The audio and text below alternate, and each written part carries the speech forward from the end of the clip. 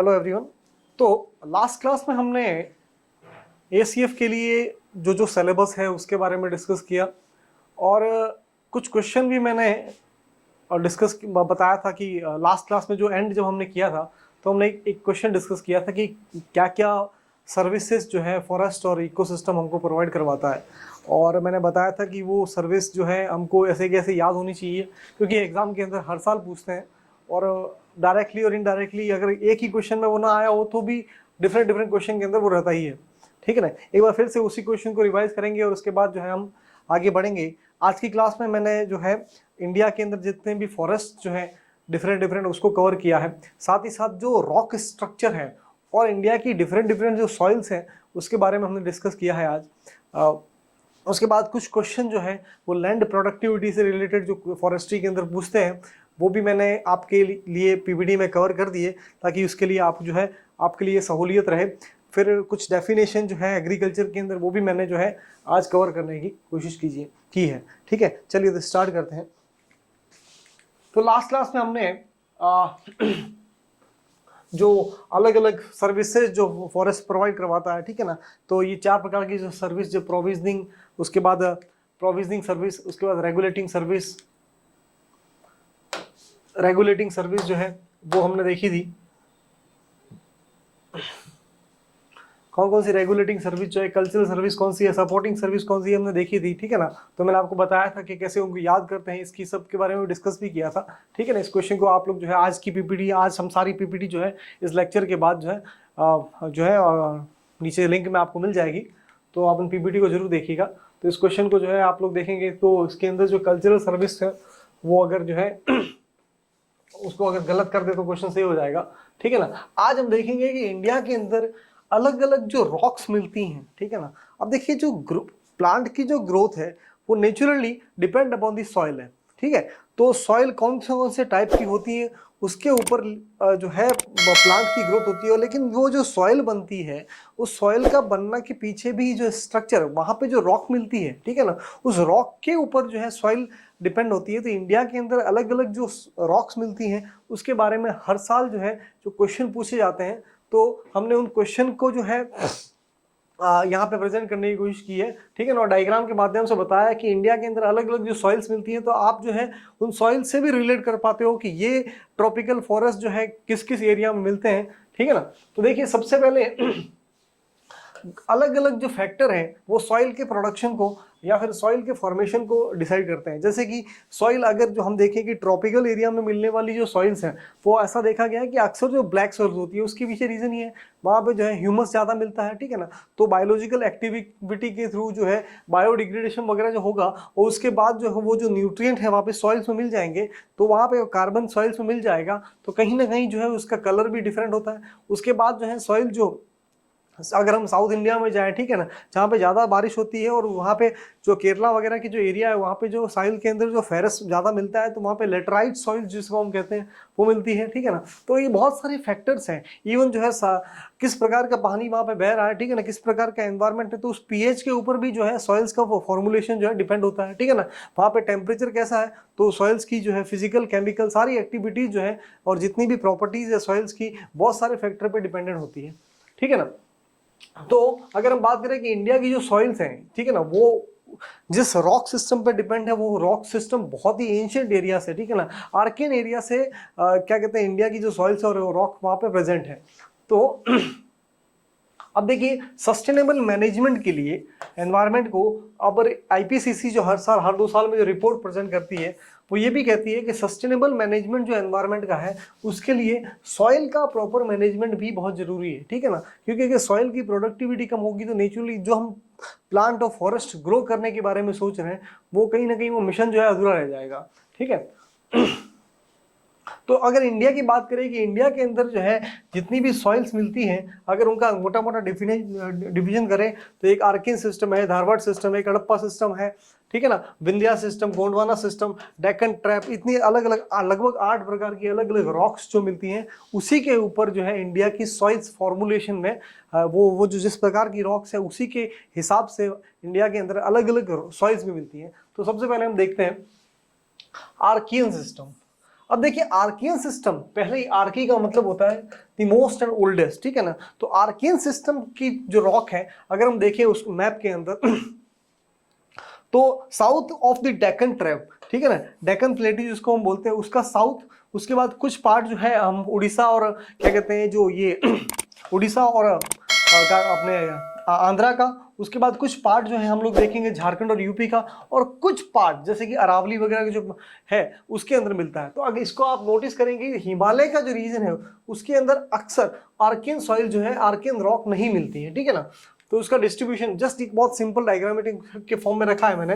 अच्छा, 2/3 part of the India का है जो क्षेत्रफल है उसमें आर्कियन रॉक प्रेजेंट होती है। अब देखिए आर्कियन रॉक प्रेजेंट होती है तो उसका जो मॉडिफिकेशन होगा, ठीक है ना, over a period of time, जो भी प्रकार की सॉइल्स, देखिए सॉइल्स कैसे बनी, अल्टीमेटली जो ज्वालामुखी या फिर जितने भी क्या कहते हैं वॉल्केनोज का जो इरप्शन हुआ उसके थ्रू जितना भी लावा बार आया वही लावा अल्टीमेटली स्प्रेड हुआ, ठीक है ना, उसी से सॉइल का फॉर्मुलेशन शुरू होता गया। तो सॉइल क्या है अल्टीमेटली, सॉइल को अगर डिफाइन करें हम, कल्मिनेशन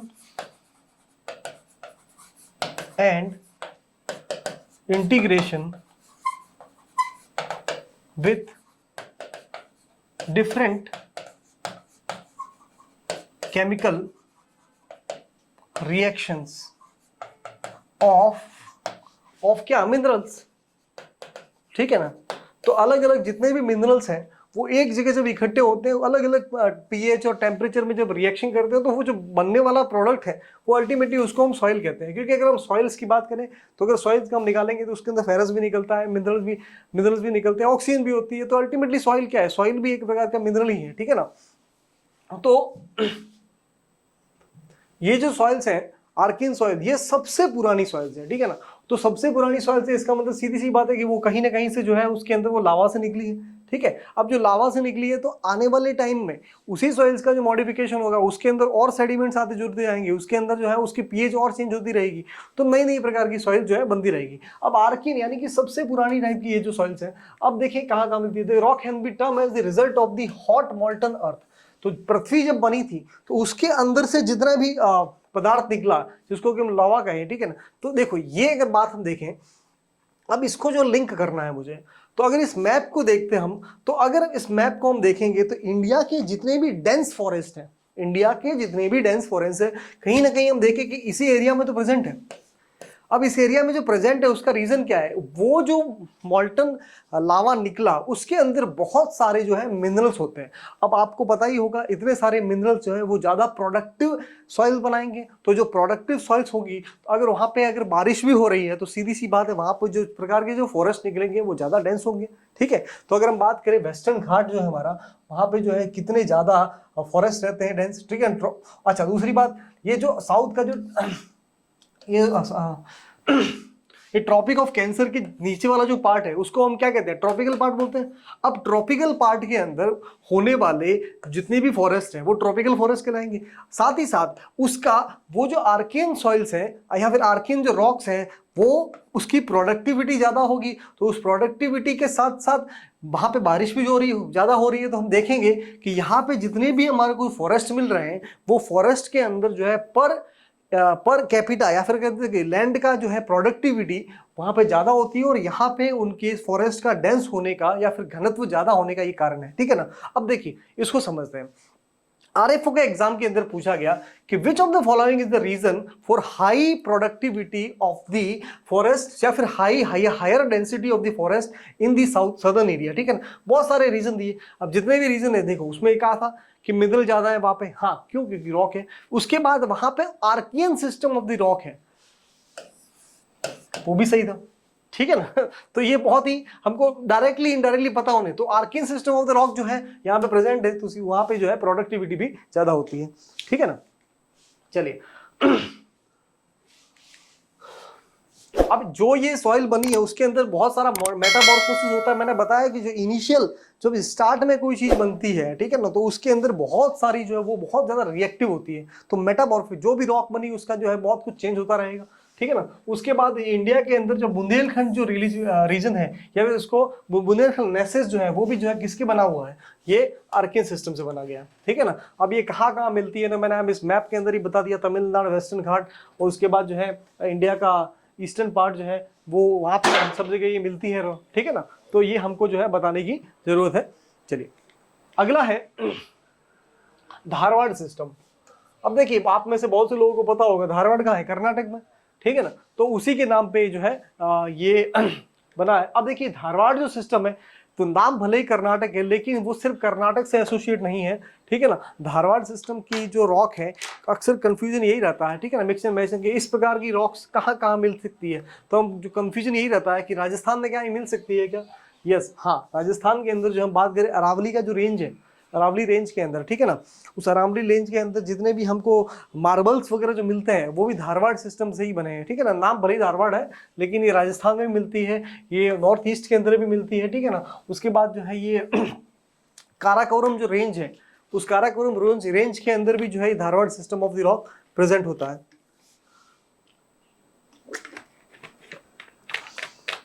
अच्छा, ये जितना भी रॉक सिस्टम है, इनके आपको नाम याद होने बहुत जरूरी है। एक दो बार आप लोग देख लोगे और इस मैप की सहायता से इसको जो पढ़ोगे तो दिमाग में बैठ जाएंगे। बस कंफ्यूज ये ना करना, वो अगर बोल दे कि ओनली कि Dharwad system of the rock system present only in the south of India, ठीक है, तो ओनली गलत हो जाएगा।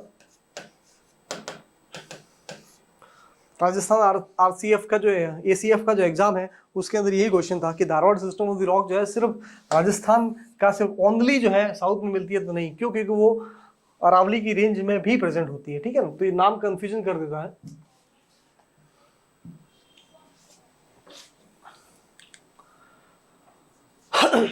तो ये किससे बनी है, अब सीधी सी बात है, बने किसी होगी, आर्कियन सिस्टम, सबसे पहली जो रॉक सिस्टम बनी है उसी का मॉडिफिकेशन होगा, ठीक है ना, उसी के अंदर केमिकल, तो वही जो चेंजेस जिसमें होती हो गई, जो इनिशियल की जो रॉक होती है, या फिर कोई भी चीज स्टार्ट में जब बनती है, ठीक है ना, कोई भी, अगर हम इकोलॉजी की बात करें या फिर हम एनवायरनमेंट में सक्सेशन की बात करते हैं, ठीक है ना, तो सक्सेशन के अंदर जो स्टार्ट में फर्स्ट आने वाली कम्युनिटी, फर्स्ट आने वाली जो पॉपुलेशन है, वो सबसे जल्दी आती है और सबसे जल्दी चली भी जाती है। क्यों, क्योंकि उसके पास एनर्जी ज़्यादा होती है, बहुत ज़्यादा रिएक्टिव होती है। अब आर्कियन सिस्टम की जो रॉक है वो भी क्या है, सबसे ज़्यादा रिएक्टिव है, ठीक है ना। तो वो जो मॉर्फोसिस जो होगा उसका, उसी से बनती है ये, ठीक है ना। और उसके अंदर देखो, अब आर्कियन सिस्टम का जो रॉक है, वो रॉक जो है जब बनी, तो लावा से जब कोई प्रोडक्ट बनता है, तो लावा के अंदर क्या होता है, बहुत ज़्यादा गर्मी होती है, ठीक है। अब जब बहुत ज़्यादा गर्मी होगी तो कोई भी जिस समय वो बनी थी नेचुरली, उस समय जो लाइफ तो थी नहीं धरती पे, तो जब लाइफ थी ही नहीं, पेड़ पौधे थे ही नहीं, तो उस रॉक के अंदर जो है आपको जीवाश्म, जिसको कि हम सेडिमेंट बोलते हैं, ठीक है ना, वो सेडिमेंट मिलने के चांसेस उसके अंदर बहुत कम रहते हैं, ठीक है ना। अब जैसे जैसे लाइफ बनती रहेगी तो जो ऑर्गेनिक पार्ट उसके अंदर जुड़ता रहेगा, बहुत से लोग पेड़ पौधे मरेंगे या फिर जितने भी जीव जंतु मरेंगे तो उनकी बॉडी का जो पार्ट रहेगा, ठीक है ना, वो भी उसके अंदर आ जाएगा। तो ये सेडिमेंटेशन की जो प्रोसेस है वो उसके अंदर रहती नहीं है, ठीक है ना। और इसके अंदर ये जो बनी जो रॉक है में धारवाड़ सिस्टम, ये उसी का जो आर्कियन सिस्टम है, उसी का जो इरोजन होता गया, एक जगह से दूसरी जगह जाती गई, उसी रॉक से ये जो है Dharwad system of the rock system बनी है, ठीक है ना। ओल्डेस्ट सेडिमेंट्री रॉक है, ठीक है ना।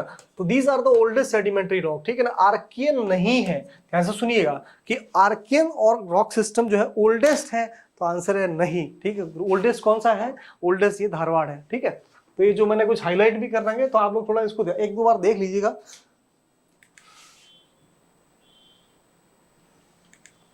उसके बाद है अरावली सिस्टम, मैंने आपको बता दिया, अरावली की माउंटेन का जो रीजन है, ठीक है ना, उसके धारवाड़, शिमोगा और कर्नाटक, ये सब जगह मिलती है, ठीक है ना। तो ये रॉक सिस्टम के अंदर क्या है, ये उनको पता होना चाहिए, क्योंकि डायरेक्टली नाम पूछते हैं वो, ठीक है ना, मिक्स एंड मैच करते हैं, ठीक है ना, डायरेक्टली नाम से, और उनको जो है फॉरेस्ट से को रिलेट करने की वो लोग जो है कोशिश करते हैं। तो एक बार आपको नाम पता है तो वो जो को रिलेट करना आसान होता है, ठीक है ना। ये डेक्कन जो प्लेट्यू है उसके सदन में ये मिलती है, ठीक है। देखेंगे यहाँ पे केरला, कर्नाटक, और मोस्टली ज्यादा कर्नाटक के अंदर ज्यादा मिलती है, ठीक है ना। उसके बाद ये जो रॉक है, अगर हमने देखा होगा, इस रॉक को जो है बॉक्साइट जो गुजरात में बनता है, ठीक है ना, गुजरात में जो बॉक्साइट बन रहा है, ज्यादा प्रोडक्शन होता है, तो बॉक्साइट प्रोडक्शन के लिए ये रॉक जो है ज्यादा प्रोडक्टिव होती है। तो ये रॉक सिस्टम गुजरात के अंदर भी बहुत ज्यादा है, ठीक है ना। अच्छा, ये नॉर्थ में जस्कर, काराकोरम रीजन सब जगह मिलती है। तो आप लोगों ने देखा होगा कि आर्किन सिस्टम है वो सब जगह स्प्रेड नहीं हुआ, ठीक है ना।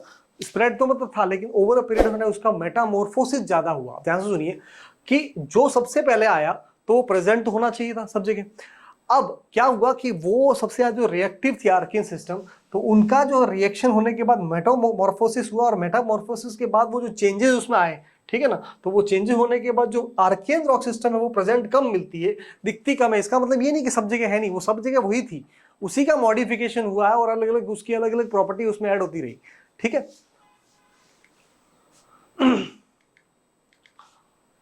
उसके बाद कडप्पा सिस्टम देखते हैं। अब देखिए कडप्पा जो है एक आंध्रा के अंदर एक जगह थी, तो उसकी उसी के नाम पे जो बना है, ठीक है ना। तो धारवाड़ जो है कर्नाटक में था, कडप्पा जो है आंध्रा का था। अब सीधी सी बात है, कंफ्यूजन यहाँ पे यही भी कर दूंगा कि ये क्या ये नॉर्थ में मिलती है या नहीं मिलती, सब जगह है, ठीक है। अब कैसे देखिए उसकी क्या विशेषता है इसकी। This rock have form as a result of the erosion and sedimentation of the rock of Dharwad system. सीधी सी बात है, हम कैसे याद रखेंगे, कर्नाटक से जो ट्रेन चली आंध्रा में आई, तो जो धारवाड़ सिस्टम है उस धारवाड़ सिस्टम, देखिए जो आर्कियन सिस्टम था, वो आर्कियन सिस्टम की जो रॉक है उसका इरोजन से क्या बना धारवाड़, और धारवाड़ के इरोजन से क्या बन रहा है कडप्पा, ठीक है ना। बेसिक कॉन्सेप्ट, कुछ ज्यादा कोई समझ रॉकेट साइंस है नहीं इसमें। अब देखिए ये आंध्र प्रदेश में मिलती है, कडप्पा डिस्ट्रिक्ट में ज्यादा एक्सपांशन है, famous for the sandstone, limestone and marble, ठीक है ना। तो आंध्रा के अंदर जैसे कि मार्बल वगैरह। अब देखिए हिस्ट्री बात जब हम करते हैं, ठीक है ना, तो जो अशोकन आर्ट से स्तूप्स है, ठीक है ना, तो सातवाहन जो हम पढ़ते हैं, सातवाहन, ठीक है ना, सातवाहन जो ईरा है, सातवाहन ईरा ने जो स्तूप बनाए थे, उनके जो मार्बल के स्तूप्स थे, ठीक है ना, तो मार्बल के स्तूप्स है, ये सारे कडप्पा सिस्टम से ही आए थे, ठीक है ना, बस नहीं। तो आप देखिए कडप्पा सिस्टम, अभी देखो इनके अंदर लाइम स्टोन, सैंड स्टोन है, ठीक है ना, मार्बल है। अब यहाँ पे हम देखते हैं इनके अंदर जो है कैसे इसको फॉरेस्ट से रिलेट करेंगे। इनके अंदर क्या होता है कि ज्यादा जो है मिनरल्स कम होते हैं, ठीक है ना, और चूना वगैरह जो ज्यादा आता है तो वो ज्यादा प्रोडक्टिव नहीं होता है, ठीक है ना। तो जब ज्यादा प्रोडक्टिव नहीं होता तो सीधी सी बात है इस एरिया में हमको फॉरेस्ट का डेंसिटी जो है कम मिलता है। अब विंध्या सिस्टम, अब देखिए विंध्या सिस्टम को कैसे पूछा कि जो लाल पत्थर है, ठीक है ना, अगर हम लोगों ने लाल किला वगैरह देखा है तो उस लाल किला का जो लाल पत्थर है वो जो रॉक सिस्टम है वो वहीं से आया था, ठीक है ना। यूपीएससी 2017 उसके अंदर ये क्वेश्चन पूछा गया कि जो लाल पत्थर जो लाल किले वगैरह में यूज किया वो कहाँ से आया था, कौन सी रॉक से आया था, वो इसी विंध्या सिस्टम से आया था, ठीक है ना। ये विंध्या सतपुड़ा जो रेंज है, तो ठीक है ना, विंध्याचल हम बोलते हैं, वहां से ये रॉक बनती है। अब देखो सीधी सी बात है कि ये डायरेक्ट तो बनेगी नहीं, किसी का मॉडिफिकेशन होगा।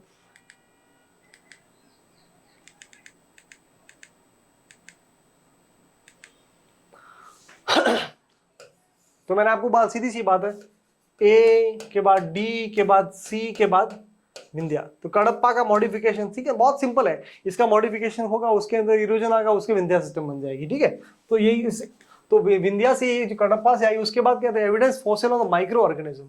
अब देखिए माइक्रो ऑर्गेनिज्म इसमें मिल रहा है। अब देखो सीधी सी बात है, जैसे जैसे पृथ्वी का टेम्परेचर कम होता रहेगा तो उसके अंदर क्या होगा कि जितने भी जीवाश्म है, अगर हाई टेम्परेचर में कोई रॉक रहेगी या फिर हाई टेम्परेचर में कुछ मिट्टी या लावा रहेगा, तो उसके अंदर जितना भी सेडिमेंट जीवाश्म वो रहेगा, प्लांट वगैरह, वो जल जाएंगे, भस्म हो जाएंगे, फिर वो हमको दिखेंगे नहीं, ठीक है ना। लेकिन उसके अंदर जो है टेम्परेचर जैसा जैसा कम रहेगा तो जो उसका जो कार्बन है वहीं पे जो इकट्ठा होना शुरू हो जाएगा, ठीक है ना। तो और उसके बाद जितने भी माइक्रो ऑर्गेनिज्म है उसके ट्रेसेस भी जो है विंध्या सिस्टम के अंदर मिलते हैं।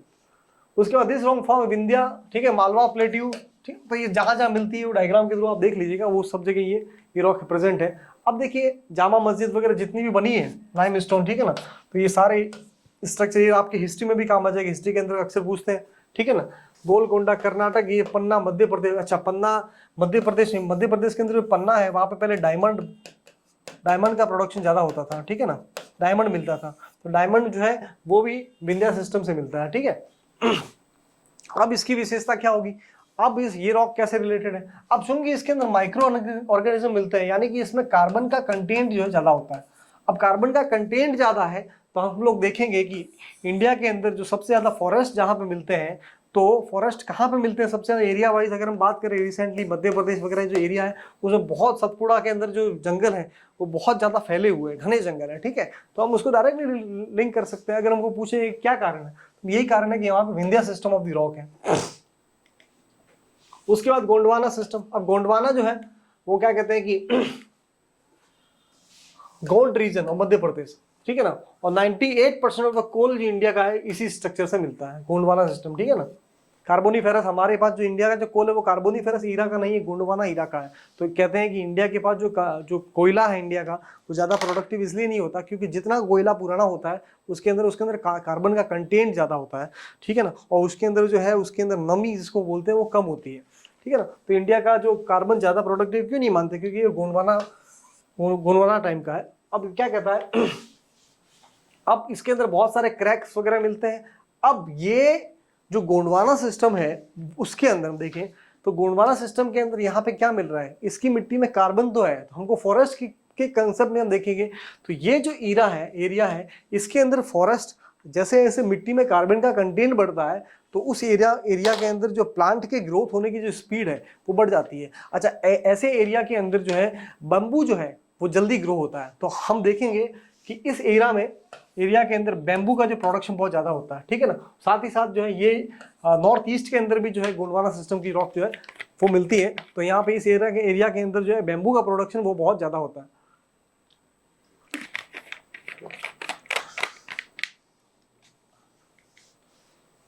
उसके बाद डेक्कन ट्रैप। अब देखिए डेक्कन ट्रैप कुछ नहीं है, यहाँ पे ब्लैक सॉइल जो है, ब्लैक सॉइल बहुत ज़्यादा मिलती है। ब्लैक सॉइल जो हम सब लोग जानते हैं कॉटन के प्रोडक्शन के लिए बहुत इंपॉर्टेंट होती है। अब कॉटन के प्रोडक्शन की इंपॉर्टेंट होती है ब्लैक सॉइल ट्रैप है। देखिए ये जो एरिया है ना इंडिया का, यहाँ पे जो है बहुत ज़्यादा वॉल्केनोज एक्टिव थे पहले, ठीक है ना, बहुत ज़्यादा वॉल्केनोज जो एक्टिव थे उसके अंदर से लावा भी बहुत ज़्यादा निकला, ठीक है ना। तो अगर आप लोग जो है महाराष्ट्र में घूमने जाओगे, वहाँ के जंगलों में जाओगे तो अक्सर वहाँ जंगल की जो रॉक्स है, इवन जंगल में तो लेयर बाय लेयर वहाँ पे रॉक्स भी लेयरिंग के फॉर्म में है। वो इसलिए है कि वो लेयर कुछ नहीं है, वो सारा जो लावा जो एक एक करके बाहर निकल रहा था तो एक के ऊपर एक जमता गया। अब लावा जब जमता गया, लावा से क्या होता है कि लावा बहुत प्रोडक्टिव होता है, ठीक है ना। तो इस एरिया के अंदर भी अगर ब्लैक सॉइल मिलती है तो आपने देखा होगा ये जो एरिया है ये बहुत प्रोडक्टिव एरिया है, ठीक है। अब टर्सरी सिस्टम जो है, टर्सरी सिस्टम कब बना, अब जैसे जैसे नया नया दौर शुरू होता गया, ठीक है ना, तो वो आने वाले समय में ये रॉक का ही मॉडिफिकेशन, टर्सरी सिस्टम जो है अब ये नया सिस्टम और ये हिमालय को जो कवर करता है। अब देखिए हिमालय कैसे बना था, हम लोग सब देखिए इंडियन सब कॉन्टिनेंट जो है जाके यूरेशियन प्लेट को टकराया था, ठीक है। अब टकराने के बाद जो हम बात करें कि अगर ये जो प्लेट है, ठीक है, अगर इस प्लेट को अगर मैं बात करूं कि एक प्लेट दूसरी प्लेट से टकराएगी तो कैसे ये ऊपर आ जाता है, ठीक है। तो इस प्रकार से हिमालय जो बना था वो इस तरह से बना था कि हिमालयन प्लेट जब दूसरी प्लेट को टकराई तो ये हिमालय बन गया, ठीक है। तो इस प्रकार से जो है अब यहाँ पर जो कंडेंसेशन जिस प्रकार की जो रॉक वो उसको टर्सरी रॉक सिस्टम बोलते हैं। अब यहाँ पे क्या होता है, ये जो जितनी भी रॉक सिस्टम है, अब यहाँ पे इनकी जो वाटर एब्जॉर्ब करने की कैपेसिटी जो है वो ज़्यादा होती है। तो यहाँ पे जितने भी फॉरेस्ट मिलते हैं, जितने भी प्लांट मिलते हैं वो कम समय में ग्रो होते हैं, ठीक है ना। तो क्यों, क्योंकि इनके अंदर जो है वाटर एब्जॉर्ब करने की कैपेसिटी ज़्यादा होती है, तो जल्दी जल्दी जो इनकी प्रोडक्टिविटी ऑफ द लैंड भी बढ़ जाती है, ठीक है। अब लास्ट है लॉक ऑफ क्वाटरनरी सिस्टम। तो ये जो जितना भी पार्ट है बाकी का मॉडिफिकेशन का, हिमालय वगैरह, राजस्थान वगैरह, तो इन सब के अंदर जो है ये इस रॉक के अंदर जो जिंक भी जो है मिलता है हमको, ठीक है। तो ये 8 से 9 प्रकार की जो रॉक सिस्टम है और उनका क्या रिलेशन है फॉरेस्ट से वो मैंने आपको बता दिया। अब हम जो है इंडिया के सॉइल्स के बारे में पढ़ाई करते हैं, ठीक है। देखिए आपके सिलेबस के अंदर बात करें तो उन्होंने डायरेक्टली सॉइल मेंशन कर रखा है, फॉरेस्ट सॉइल, ठीक है। अब देखिए फॉरेस्ट की सॉइल को आर्टिफिशियल सेपरेशन करना बची हुई सॉइल से थोड़ा मुश्किल है। क्यों, कि क्या सिर्फ फॉरेस्ट में मिलने वाली सॉइल के बारे में ही मुझे स्टडी करनी है? नहीं, क्यों कि जो भी सॉइल है उस सॉइल पे डिपेंड करता है कि वहां पे फॉरेस्ट किस प्रकार के होंगे, ठीक है। अगर सॉइल के अंदर कार्बन का कंटेंट कम है तो नेचुरली वहां पे जो फॉरेस्ट की ग्रोथ कम होगी या फिर प्लांट की ग्रोथ कम होगी। जो सॉइल जिसके अंदर की कार्बन का कंटेंट ज़्यादा है तो वहाँ पे प्लांट की ग्रोथ ज़्यादा फास्ट होगी और वहाँ पे मिलने वाले जो प्लांट हैं वो डेंस ज़्यादा होंगे, ठीक है। और साथ ही साथ वो जो प्लांट होंगे उस प्लांट के अंदर भी जो क्या कहते हैं क्लोरोप्लास्ट और जो है उनकी जो फोटोसिंथेसिस करने की जो स्पीड है वो भी ज़्यादा होगी, तो उनकी जो डेंसिटी पूरे जंगल की बहुत ज़्यादा रहती है। अब सॉइल का आर्टिफिशियल सेपरेशन करना तो पॉसिबल नहीं है क्योंकि सिलेबस में ऐसा रखा है। तो हमने यहाँ पे जो लगभग जितने भी प्रकार की सॉइल इंडिया में मिलती है और उनका क्या रिलेशन है वो भी कवर किया है। ठीक है, तो अगर मोटे मोटे तौर पर देखें तो इंडिया के अंदर जो है अलग अलग सॉइल जो है अलग अलग एरिया में मिलती है। अब जो नदी के थ्रू, जो नदी में जो गाद होती है, वो गाद जब आके आप बॉर्डर पे जब इकट्ठा होती है, ठीक है ना, वहां पे जब समुद्र के वहां पे तो ये जो डेल्टा बनाती है, तो ये जो डेल्टा बनता है उस डेल्टा के अंदर जो है मार्शेस, जो किसको हम कहते हैं, तो डेल्टा और अलुवियल सॉइल, नदी के साथ जो आने वाली सॉइल्स है, ठीक है ना, तो इस एरिया में जो जितने भी जंगल बनते हैं हम देखते हैं वो मार्शेस बनते हैं वहां पे। क्यों? क्योंकि नदी के साथ जो है समुद्र का पानी, खारा पानी भी इकट्ठा होता है, तो यहाँ की एरिया की प्रोडक्टिविटी बहुत बढ़ जाती है। तो प्रोडक्टिविटी के साथ साथ यहाँ पे जो जंगल होते हैं अक्सर हमने देखे होंगे मेटाफोर्स निकल जाती है उनकी, ठीक है ना, उनकी रूट्स जो है वो जमीन से बाहर आ जाती है। तो यहाँ पे जो मिलने वाले जो जंगल है वो मार्शेस टाइप के होंगे। ठीक है, उसके बाद रेड सॉइल। अब रेड सॉइल इंडिया के अंदर जो मिल रही है, तो हमने अभी भी डिस्कस किया, वो कहाँ से आ रही है, वो जो है कडप्पा सिस्टम से बन रही है। ठीक है, उसके बाद जो है सेकेंडरी सिस्टम से बन रही है, धारवाड़ सिस्टम से बन रही है। तो इसके अंदर जो है लोहे की पदार्थ जो है ज्यादा है। ठीक है, लोहे का पदार्थ इसके अंदर बहुत ज्यादा है। साथ ही साथ आप देखें कि ये जो पार्ट है, यहाँ पे जो फॉरेस्ट मिल रहा है, ठीक है ना, और इस फॉरेस्ट के अंदर जो स्पेसिफिकली ज्यादा हम देखें हिमालय के अंदर और नॉर्थ ईस्ट के अंदर बहुत ज्यादा फॉरेस्ट है। अब यहाँ पे जो फॉरेस्ट के अंदर जो सॉइल मिल रही है उसका स्पेसिफिकली नाम ही रख दिया क्या, फॉरेस्ट एंड माउंटेन सॉइल। ठीक है ना। अब हम बात करते हैं राजस्थान की। राजस्थान के अंदर क्या है, डेजर्ट है। ठीक है ना। अब वहां पे जो डेजर्ट है वो जो सॉइल उनको due to present of high temperature, तो सॉइल जो है क्वाटनरी टाइप की है, लेकिन क्या हुआ उस सॉइल्स के अंदर जो है वाटर को एब्जॉर्ब करने की और होल्ड करने की कैपेसिटी बहुत कम होती है। ठीक है ना। हम लोगों ने अक्सर देखा होगा कि डेजर्ट के हम जब जाते हैं वहाँ की जो धूल होती है उसको हम धूल में रख, पानी जैसे जाएगा तो वो चिपक जाएगी, लेकिन ज़्यादा देर तक वो रह नहीं पाएगी ऐसा। ठीक है ना। तो वाटर को होल्डिंग करने की कैपेसिटी बहुत कम होती है, तो वो जो है डेजर्ट को और बढ़ाती है।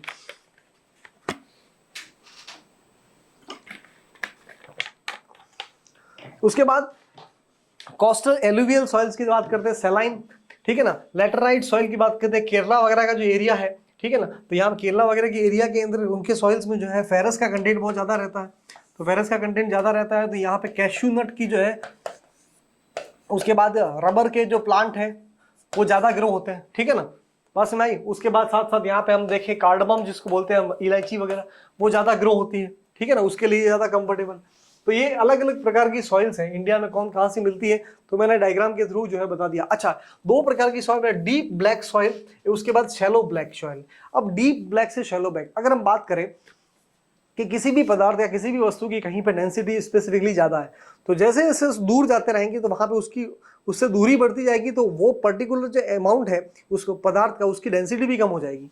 तो जो डीप ब्लैक सॉइल है उससे दूर उसी का विस्तार है ये। ठीक है ना। तो शैलो ब्लैक सॉइल, तो ये उसके अंदर जो है कार्बन का कंटेंट धीरे धीरे कम होता जाएगा। ठीक है ना। तो अलग अलग प्रकार की सॉइल्स है। अब ये सॉइल जो है उसको अगर हम उसको वर्टिकल में काटे, ठीक है ना, अगर वर्टिकल उसका डिस्ट्रीब्यूशन करें तो हम देखेंगे कि सॉइल के अंदर बहुत सारी लेयर को जो है गिना जाता है। अब ठीक है, आर्टिफिशियल सेपरेशन या फिर आर्टिफिशियली उसको क्लासीफाई करें तो सबसे ऊपर की जो लेयर रहती है सॉइल की उसको हम बोलते हैं ओ। ठीक है ना। ओ लेयर यानी कि ऑर्गेनिक मैटर। उसके अंदर क्या होता है, ऑर्गेनिक मैटर और बहुत सारे ह्यूमस जिसको हम बोलते हैं वो प्रेजेंट होता है। ठीक है ना। अब ध्यान से सुनिए, ह्यूमस जो होता है उसके अंदर जो है एक्टिविटी किसकी, माइक्रो ऑर्गेनिज्म की बहुत कम रहती है। ये सवाल बहुत इंपॉर्टेंट है। सवाल ये पूछा था कि ह्यूमस की वजह से माइक्रो ऑर्गेनिज्म की एक्टिविटी बहुत ज्यादा रहती है। नहीं, एक्टिविटी वहां पे कम रहती है। ठीक है। इसके अंदर क्या होता है, ऑर्गेनिक मटेरियल होता है। उसके बाद जो सेकंड सर्विस, ए सर्विस बोलते हैं, उसके अंदर ऑर्गेनिक मिक्स एंड मिनरल। अब देखो नीचे जो मिनरल है वो ऊपर आता रहेगा और ऊपर से ऑर्गेनिक आता रहेगा, तो इन दोनों का मिक्सचर जो होता है, ठीक है ना, उस ए लेयर के अंदर मिक्सचर होता है। तो बोलते हैं कौन सी सॉइल की कौन सी लेयर में मिक्सचर ज्यादा होता है, ए लेयर में। अब हम बात करें कि अब उससे जैसे जैसे नीचे आएंगे तो यहाँ पे कार्बन जो है उसकी मात्रा जो है नीचे नीचे कम होती जाएगी। अब कम जब होती जाएगी तो जो मेन जो रॉक है, ठीक है ना, जो मेन कंपोनेंट है हम अभी अभी भी बात करें किसकी, जो हम आर्कियन रॉक वगैरह जो पढ़ते हैं, जिसके बेसिस उसके ऊपर सेडिमेंटेशन होता रहेगा और अलग अलग जो है रॉक का जो पूरा एक स्ट्रक्चर बनेगा। तो जो मेन जो कंपोनेंट है, ठीक है ना, जिसको हम सी और डी में आर में बात करते हैं, ठीक है ना, तो जिसको जो आर पार्ट है वो उसको हम बेडरॉक बोलते हैं। अभी भी हमने देखी कि कैसे जो है क्वाटरनरी कडप्पा जो सिस्टम है, तो वो जो मेन जो बेडरॉक के ऊपर जो लेयरिंग हो रही है, ठीक है ना, उसके अंदर से निकलने वाला अलग जितना भी मिनरल्स वगैरह है वो धीरे धीरे ऊपर जाएगा, कार्बन यहाँ पे नीचे आएगा। अब जैसे जैसे हम नीचे आएंगे तो यहाँ पे कार्बन की मात्रा जो है कम होती जाएगी, ठीक है ना, और इनसे मिलने वाले जितने भी जो है आयन वगैरह हैं वो यहाँ पे आके इकट्ठे होते रहेंगे, ठीक है ना। तो अब इससे जो लीच होके नीचे आएगा उसका मिक्सचर यहाँ पे होगा, ठीक है ना, और उसके बाद धीरे धीरे अब और नीचे जाएंगे तो यहाँ पे ऊपर से आने वाला जो प्रोडक्ट है वो तो कम हो जाएगा। फिर उसके बाद जो है अब इसके अंदर पत्थर जिसको बोलते हैं वो बड़े बड़े कंकड़ मिलना शुरू हो जाएंगे, ठीक है ना, और धीरे धीरे और नीचे आएंगे तो मेन बेडरॉक मिलेगी। इसके आगे जब जाएंगे, ठीक है ना, तो वहां पे जाने के बाद जो है क्या कहते हैं, फिर उसके नीचे ऑयल वगैरह ये सब मिलता है, ठीक है। तो ये अगर स्ट्रक्चर की बात करें तो सबसे पहले ओ रहता है, ओ, उसके बाद ए बी सी, और सी के बाद डी नहीं है, सी के बाद आर है। आर जो है उसको बेडरॉक बोलते हैं, उसके ऊपर सारा ग्रोथ होता है। तो उसको और समझने के लिए इस डायग्राम को आप लोग देखोगे, ठीक है ना, तो ये आर और सी इसको हम पेरेंट रॉक बोलते हैं, जिसके ऊपर पूरा जो सेडिमेंटेशन होने के बाद और अल्टीमेटली जब ऊपर छेद ऊपर जब आते हैं सबसे ऊपर, तो वहां पे जो है अलग अलग ह्यूमस वगैरह जो है ultimately growth of the life यहाँ पे होती है, ठीक है, और ग्रोथ ऑफ द फॉरेस्ट इस पे होती है। तो फॉरेस्ट का सॉइल का टाइप, ठीक है, आपके सिलेबस में मेंशन कर रखा है। और आपको ये बहुत ध्यान से सुनना है और ध्यान से देखना भी है कि जितने भी ओ और ए और जितने भी पार्ट है ये आपको रटने हैं कि इसके अंदर क्या आता है, ठीक है ना। ए बी सी डी और डी नहीं है, यहाँ पे आर है, ठीक है ना। तो ये बेडरॉक आप देख लीजिएगा इसको एक बार तो याद हो जाएगा, ठीक है ना। अब इंडिया के अंदर बहुत अलग अलग प्रकार की सॉइल्स मिलती हैं, ठीक है ना, मैंने आपको बता ही दिया।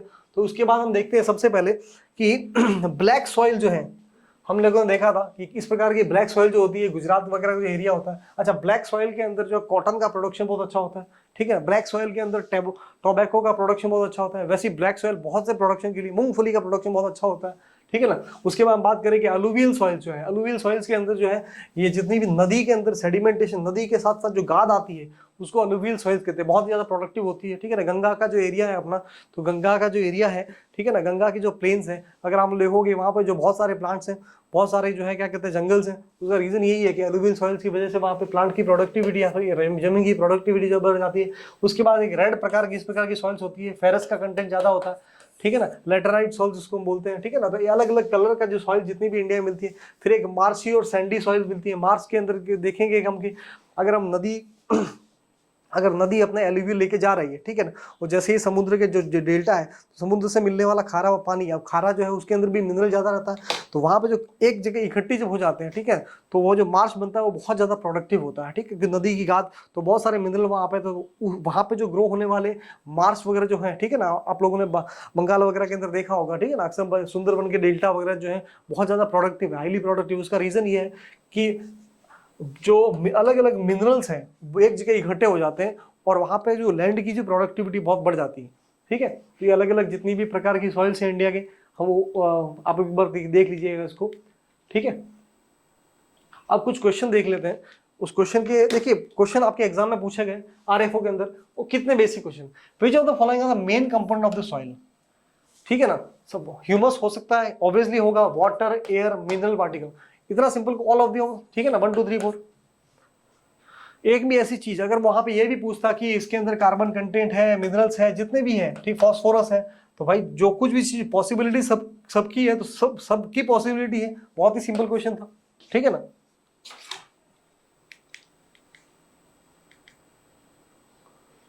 तो ये मैंने बता दिया कि जो है सॉइल का जो mixture of the rock debris organic. देखिए क्वेश्चन बहुत सिंपल पूछते हैं, आपको थोड़ा सा लॉजिक लगाना है फॉरेस्ट, और स्पेसिफिकली आपका जो सिलेबस है वो तो बहुत ही ज़्यादा बेसिक है और उसके अंदर कुछ ज़्यादा रॉकेट साइंस लगानी नहीं है हमको।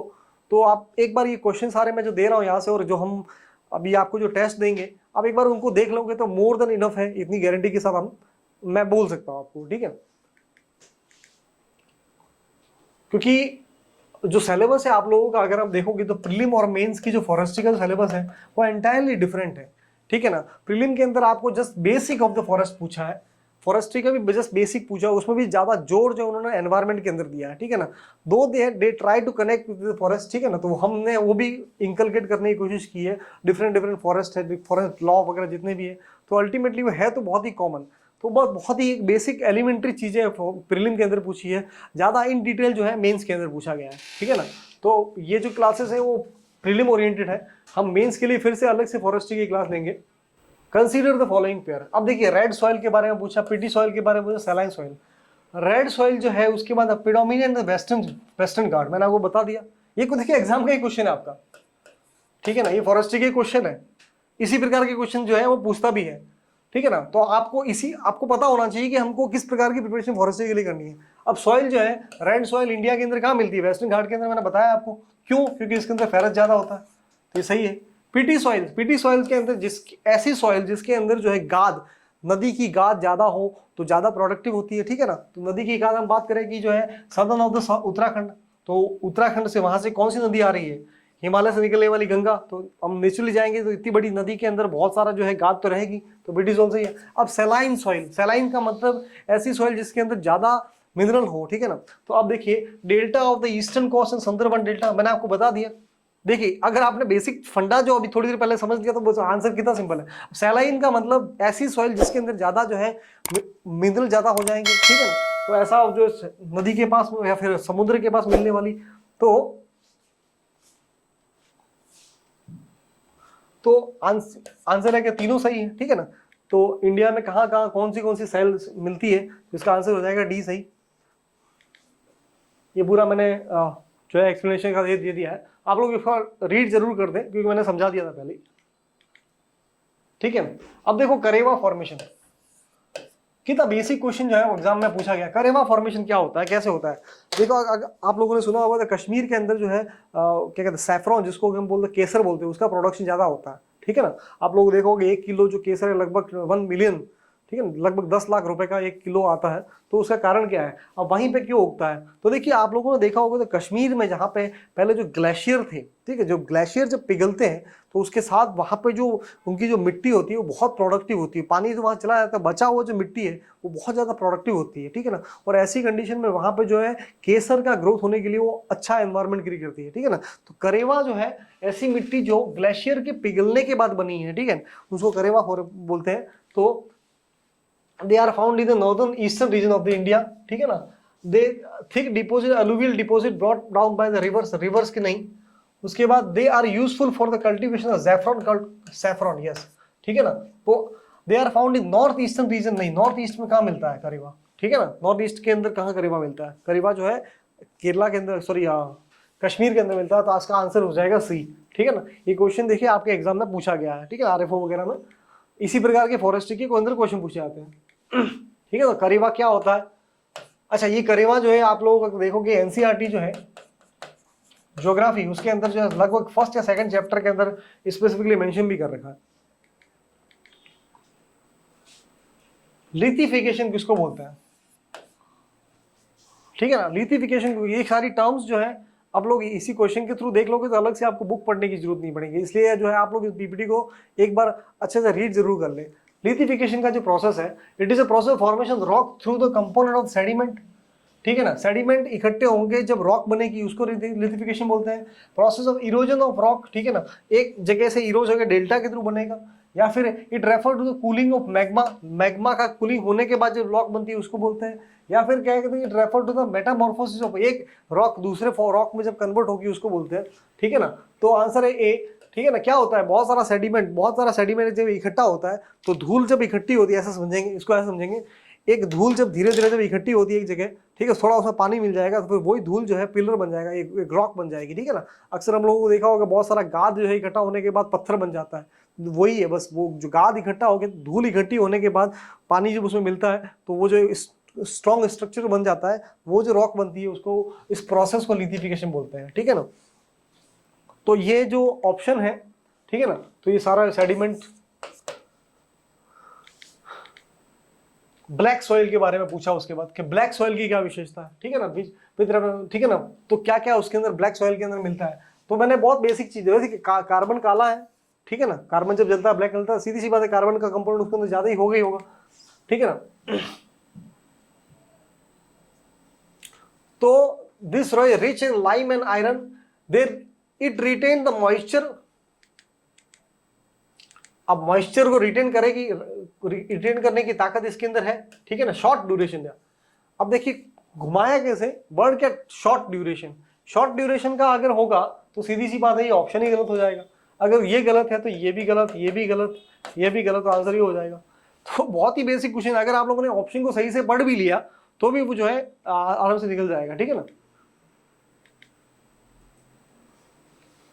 तो ब्लैक सॉइल की सारी प्रॉपर्टी है वो भी मैंने आपको बता दी। देखिए इसके अंदर कार्बन, फेरस, लाइम जितने भी कंपोनेंट ज्यादा होते हैं, ठीक है, ज्यादा होंगे, उसके बाद क्या होगा कि उनकी वाटर को एब्जॉर्ब करने की ताकत ज्यादा होगी।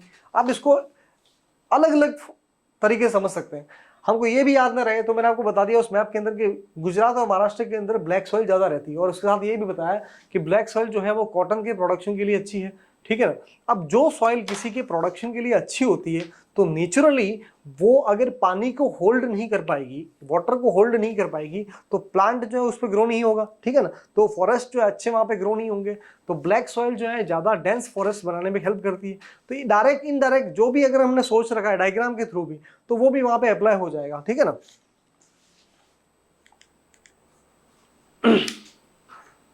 To get a better insight to human land ratio in term of, अब देखिए बहुत ही अच्छा क्वेश्चन पूछा था, और मैंने आपको बताया था ना कि कुछ क्वेश्चन के लिए आपको अलग से बुक ना पढ़नी पड़े, इसलिए मैंने उन क्वेश्चन के कुछ टॉपिक को ही क्वेश्चन के माध्यम से कवर कर लिया।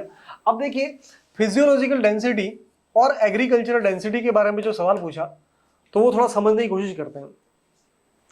एक जो एरिया है, ठीक है, वहां पे बहुत सारे लोग रह सकते हैं, ठीक है ना। अब डेंसिटी का मतलब अगर हम मोटे मोटे तौर पे समझे तो अगर कोई भी एरिया होता है उस पे मिलने वाला प्रोडक्ट या फिर उससे मिलने वाले लोग या फिर उस पे रहने वाले जितने भी लोग हैं, हम बेसिक भाषा ऐसे ही समझते हैं, ठीक है ना। अब फिजियोलॉजिकल डेंसिटी बोला is calculate dividing the total population by net cultivation area, ठीक है ना। तो टोटल पॉपुलेशन को उस area, net cultivation area, physiological density की बात कर रहा है, ठीक है ना। तो इस एरिया के अंदर जितने भी लोग रह रहे हैं, ठीक है ना, जो खाने नेट कल्टीवेशन जहाँ पे एग्रीकल्चर हो रहा है, ठीक है ना, या फिर प्रोडक्शन हो रहा है, उसके बेसिस पे उस एरिया में जितने भी लोग रह रहे हैं उसको हम क्या बोलते हैं, फिजिकल डेंसिटी। बिल्कुल सही है। Agriculture density calculate by dividing the total agriculture population by net. अब देखो एग्रीकल्चर पॉपुलेशन यानी कि इस इतनी सारी पॉपुलेशन में भी वो जो लोग हैं जो एग्रीकल्चर पे डिपेंड है या फिर जिनका काम है एग्रीकल्चर करना है, खेती करना जिनका काम है, ठीक है ना, तो उसको बोलते हैं हम एग्रीकल्चर डेंसिटी, ठीक है ना। तो ये दोनों डेफिनेशन हमको याद होनी चाहिए थी, डायरेक्टली ऐसी कैसी जब पूछ ली गई, ठीक है ना, तो कैसे हम याद रखेंगे कि इस एरिया में रहने वाली पॉपुलेशन, नेट कल्टीवेशन जो एरिया उसमें रहने वाली पॉपुलेशन, पी से पी याद रखेंगे, ठीक है ना। टोटल पॉपुलेशन की बात करेंगे तो फिजियोलॉजिकल डेंसिटी, और उसमें भी जो लोग जो है एग्रीकल्चर पर डिपेंडेंट है, ठीक है ना, उनकी जो डेंसिटी है उसको बोलते हैं एग्रीकल्चर डेंसिटी। दोनों आंसर सही थे, दोनों ऑप्शन सॉरी सही थे, ठीक है ना।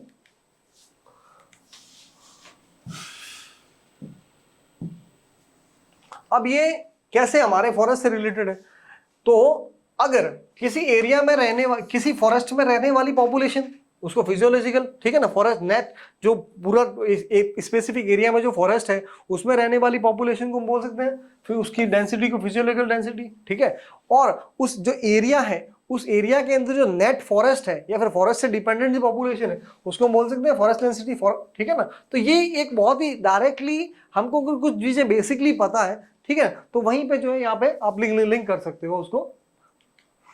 कल मैंने आपको फॉरेस्ट कवर, फॉरेस्ट एरिया और ट्री कवर के बारे में बताया था। आप लोग जो है पीपीटी के अंदर मैंने डेफिनेशन भी दे रखी है, मेहरबानी करके इन तीनों डेफिनेशन को कैसे भी करके याद जरूर कर लीजिएगा, ये आपको एसीएफ के अंदर जरूर मिलेगी, ठीक है ना। और स्पेसिफिकली जो ट्री कवर है इंडिया के अंदर और फॉरेस्ट कवर जो कवर है उनकी जो कितनी परसेंटेज इंडिया के अंदर फॉरेस्ट कवर है वो डेटा भी मैंने आपको बताया था, ठीक है ना।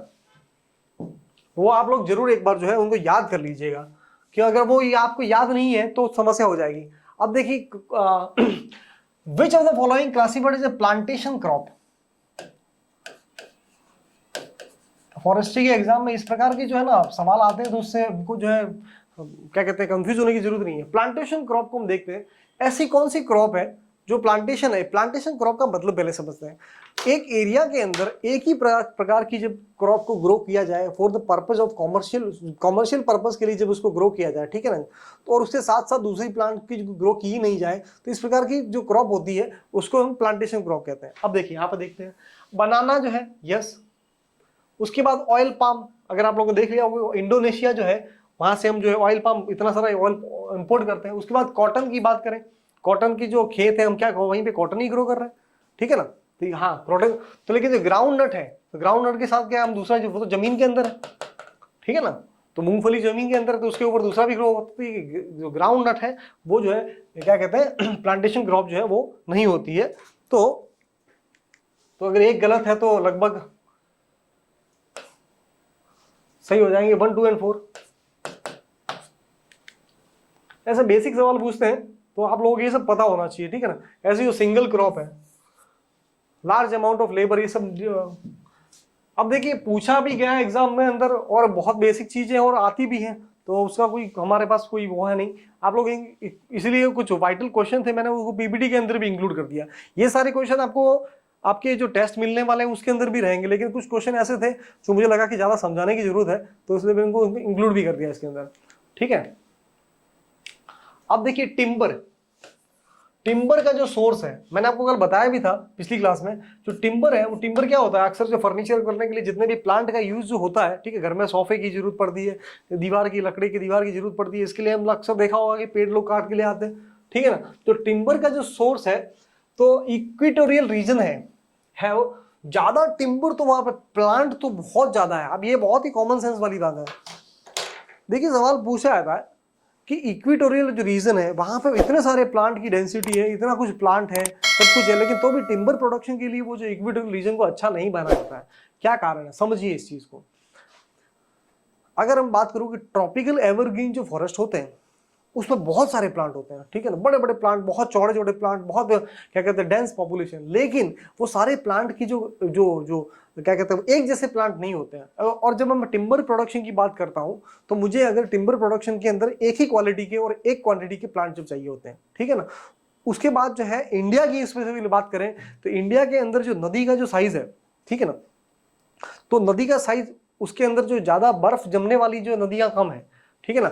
और मैंने आपको बताया था कि वैंकूवर वहां पे जो कनाडा के अंदर जो है स्पेसिफिकली वो जो प्लांटेशन के लिए जो जंगल बनाए गए वो एक ही प्रकार के प्लांट है सारे, ठीक है ना। तो इक्वेटोरियल रीजन में मिलने वाले जो फॉरेस्ट है वहां पे क्या होता है कि प्लांट तो ज्यादा होते हैं, पेड़ तो अलग अलग है, बहुत ज्यादा है, लेकिन वो अलग अलग प्रकार के हैं। तो अलग अलग प्रकार के तो टिम्बर प्रोडक्शन में मुझे एक ही प्रकार के प्लांट चाहिए होते हैं, ठीक है ना। तो टिम्बर प्रोडक्शन के लिए इक्वेटोरियल रीजन को जो है अच्छा नहीं माना जाता है, ठीक है ना, बहुत पोटेंशियल है, अच्छा नहीं माना जाता।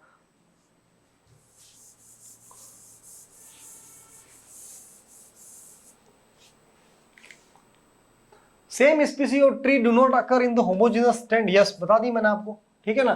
There is no frozen service facilitate logging, ठीक है ना। अगर मैंने आपको कल बताया था कनाडा का जो एग्जांपल, यस बिल्कुल सही बात है।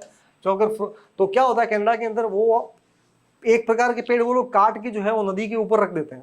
तो जैसे जैसे नदी मेल्ट होती है, रिवर जैसे जैसे मेल्ट होती है, वो जो है डाउनवर्ड चलते रहता है पानी, उस पानी के साथ साथ वो जो है प्लांट जो है तैर तैर के आ जाते हैं। उसके बाद क्या करता है, तो tropical hardwood found there is too heavy, उसके बाद ट्रॉपिकल जो हार्डवुड होता है, इतने चौड़े पेड़, अब वो इतने चौड़े होते हैं कि इतने हैवी होते हैं कि फिर नदी के साथ बह भी नहीं पाते हैं, ठीक है ना। तो ये तीन बहुत बड़े बड़े मोटे मोटे रीजन है। तो आपको ये क्वेश्चन मैं उसमें से इसीलिए निकाला था कि बहुत ही समझने वाला क्वेश्चन था, ठीक है ना। तो अगर ट्रॉपिकल फॉरेस्ट की बात करूं कि इतना चौड़ा और इतना बड़ा पेड़ होगा, ठीक है ना, उसको मैं काट के फ्रिज के क्या कहते हैं उसको बर्फ के ऊपर बिछा भी दूंगा तो जब नदी पिघलेगी तो भी जो उसके चांसेस कम ही है कि वो साथ साथ में तैर तैर के आ जाए, ठीक है ना। अच्छा एक क्वेश्चन है, एक बीवर होता है एनिमल, आप लोगों में से बहुत से लोगों ने इसके बारे में सुना होगा और नहीं भी सुना तो मैं बता देता हूं। ये एक बीवर एक एनिमल है, ये इंडिया में नहीं पाया था, ये यूएस में मिलता है। कल हमने कनाडा के बारे में देखा था, ठीक है ना, तो नॉर्थ अमेरिका के अंदर ये मिलता है। अब इसकी एक विशेषता होती है कि अकेला जो जंतु है ये एक पूरा डैम बना देता है। तो आप लोग थोड़ा जानकारी क्या कीजिए कि बीवर के बारे में थोड़ा देखिएगा, यूट्यूब में बहुत सारे वीडियो भी है, बीवर डैम के बारे में देखिएगा। अब इसकी जो इनसाइट है वो इतनी गजब होती है। ये क्या करता है कि जिस एरिया में पानी की कमी होती है तो उसको पता चल जाता है, तो इस प्रकार से पेड़ों को काट देता है और पेड़ों को काट काट के जो है इस तरह से पूरे पेड़ को गिरा देता है और पानी का डायरेक्शन जो उस एरिया में कर लेता है, ठीक है ना। तो बीवर जो है वो बीवर का जो डैम है नेचुरल डैम है, उसको बहुत बड़ा आर्किटेक्चर बोलते हैं। आप लोग जरूर देखिएगा, बीवर जो है यूट्यूब के अंदर बहुत सारे डॉक्यूमेंट्रीज भी है, तो आप लोग थोड़ा इससे जानकारी होनी चाहिए। बीवर डैम जो है,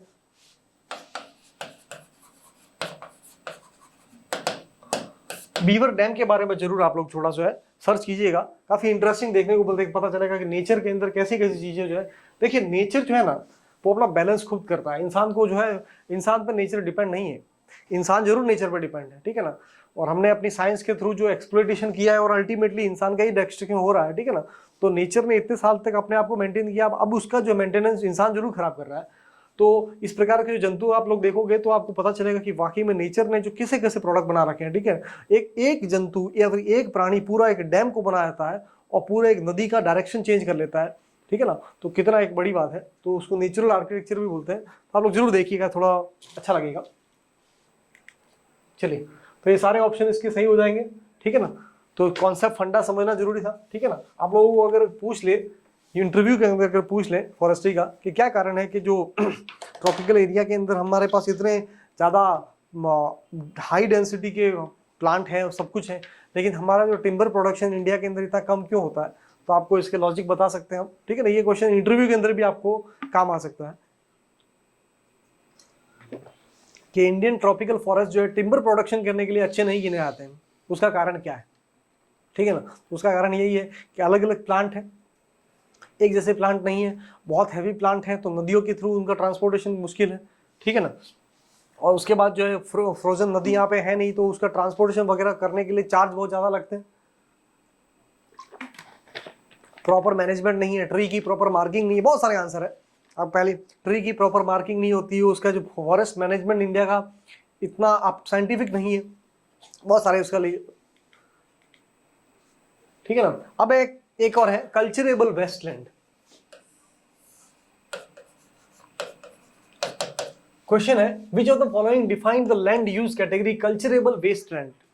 अब कल्चरेबल वेस्टलैंड जो है इसके थ्रू जो दूसरी भी जितनी भी प्रकार की जो लैंड है वो भी मैंने साथ साथ में डाल दी। ऐसी land, any land that normally can not be brought under cultivation with available technologies, ठीक है ना। ऐसी लैंड जो है जिसको नॉर्मल तरीके से भी टेक्नोलॉजी के थ्रू भी उसका है, उसको कल्चर उसका नहीं किया जाता है। या फिर any culturable land which is left uncultivated, ऐसी लैंड जो थोड़े टाइम के लिए अनकल्टिवेट रखे। हम लोग बोला कि जूम कल्टीवेशन में लोग क्या करते हैं, पेड़ काट देते हैं और पेड़ काटने के बाद एग्रीकल्चर करते हैं। आदिवासी वगैरह हमने देखा होगा, जूम कल्टीवेशन करते हैं, पेड़ काटने के बाद वहाँ पे एग्रीकल्चर का जो फिर खेती करते हैं, उसके बाद थोड़े टाइम के लिए उसको रख देते हैं ताकि उसके अंदर फिर से उसकी प्रोडक्टिविटी बढ़ जाए, उसके बाद वापस उसमें खेती करते हैं। या फिर any land which is left without cultivation for 1 और लेस देन 1 ईयर, ठीक है ना। तो एक साल से ज्यादा पर 5 साल से कम, ठीक है ना, या फिर 1 साल से भी कम, ऐसा उसका टाइमिंग है। Any land which is left uncultivated more than 5 year, या फिर 5 साल से भी ज्यादा कल्टीवेट नहीं किया गया। तो इसका टाइमिंग है, ध्यान से सुनिए, कि 0 से 1 ईयर, ठीक है ना, और उसके बाद 1 ईयर टू 5 ईयर और लेस देन 1 ईयर। तो ये तीनों जो टाइमिंग है वो देखना पड़ेगा। कल्चरेबल वेस्टलैंड के साथ तीनों फंडे हम लोग समझ लेते हैं, ठीक है ना। तो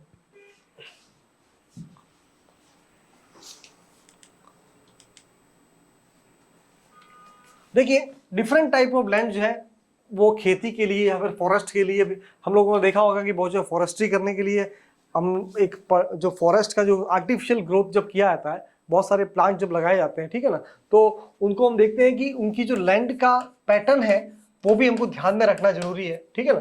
तो ये डिफरेंट टाइप ऑफ लैंड जो है, उसके बाद लैंड जो यूज करने के लिए सबसे पहले land revenue department, land revenue department जो है वो मेंटेन रखता है। तो सबसे पहले बोलता है कल्चरेबल वेस्टलैंड क्या होती है, any land which is left fallow यानी कि uncultivated from more than 1 year is include in this category, ठीक है ना, 1 साल से ज्यादा। उसके बाद जो है करंट फैलो, तो अभी वर्तमान में जो है थोड़े टाइम के लिए लेस देन 1 ईयर रख दिया। उसके बाद more than more than 1 year but less than 5 year, उसके बाद मोर देन 5 ईयर। तो कल्टीवेटेड किया और कल्टीवेटेड नहीं किया, लेकिन उसका टाइमिंग क्या है, ठीक है ना, कि भाई अभी वर्तमान में हम इसको यूज नहीं कर रहे हैं, कि करंट फैलो है, ठीक है ना, उसके बाद अभी तो यूज नहीं कर रहे हैं, लेकिन 5 महीने या 6 महीने बाद फिर से हम इस लैंड को यूज करने वाले हैं। ऐसी लैंड जो 1 साल से ज्यादा हम उसको यूज नहीं कर रहे हैं, लेकिन 5 साल के अंदर यूज करेंगे, और ऐसी लैंड जो 5 साल से ज्यादा जो है यूज ही नहीं हो रही है। तो ये 5-4 प्रकार की जो लैंड है वो सारी की डेफिनेशन जो है आप लोगों को समझ के याद करनी है, ठीक है ना। मैंने बता दिया कि अलग अलग फ्रेमवर्क होती है, ठीक है ना। और एक ऐसी लैंड होती है जो यूज कभी करते ही नहीं, ठीक है, मोर देन 5 ईयर, जिसको हम बैरन लैंड या फिर हम बोलते हैं ना बंजर जमीन, कि इसका कुछ यूज नहीं हो सकता, ठीक है ना।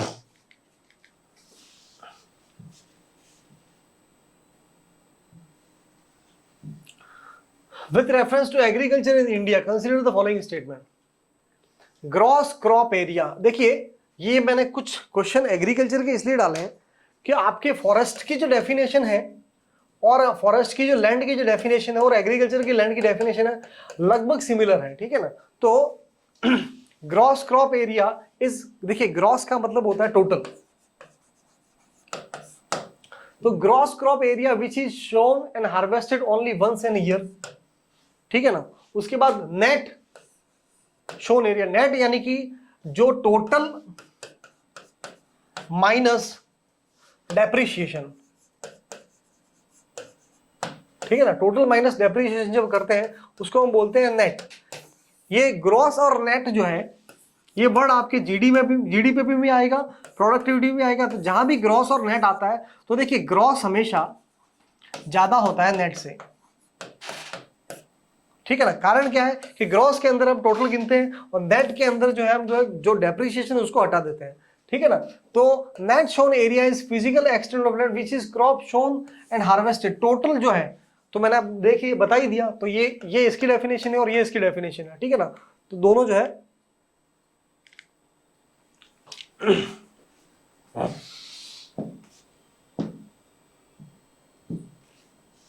ठीक है।